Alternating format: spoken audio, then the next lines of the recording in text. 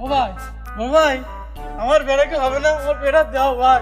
এই তোর ফের দেবো বলেই তো যাচ্ছি ঘটকের খোঁজ দিয়ে এসলা ঘটকের 10,000 টাকা দিচ্ছি এই ঘটকের আর কোনো খবর নেই তুই দিচ্ছ ঘটক কি দেশে আর নেই ভাই? আমার তো আর হচ্ছে না, রাত করলে জ্বালা করছে। আচ্ছা ঠিক আছে আজকে ঘটকের সাথে দেখা করি ওই মন্দির সহজের আবার আসতেছে, একটু মুততে বসি। এই এই গেছে তুই দিচ্ছ রে তুই তো মুতিছিস না আমি তো জানি ওঠ এদিকে আয় এদিকে আয় এই সেট কি তোর সমস্যা কি আমার বেড়া দেবা না? এই আমি কথা বলতেছি না এই তোর যে বললাম 10,000 টাকা দিলে আমার 10,000 টাকা নিলি হ্যাঁ তাই তোর তো বললাম যে তুই হলো আমার ভাইটার বেঁধে দে তাড়াতাড়ি একটা মেয়ে আমার দে বেড়া দেবা না? তো তুই মেয়ে দেখেছিস তোর ভাইয়ের যে চেহারা কেউ তো পছন্দ করে না। ওদিছে আমি 10,000 টাকা খেয়ে ফেলে দিই, কিছু তো একটা করা লাগবে।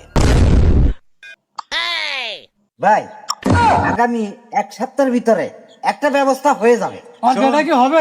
এই থাম শোন ঘটক তুই যদি আগামী এক সপ্তাহের ভিতরে আমার ভাইয়ের বিয়ে না দিতে পারিস আমার বেড়া কি হবে? আমি কিন্তু তোর খেয়ে ফেলাবো আপনারা কোনো তুই টেনশন করেন কিন্তু না।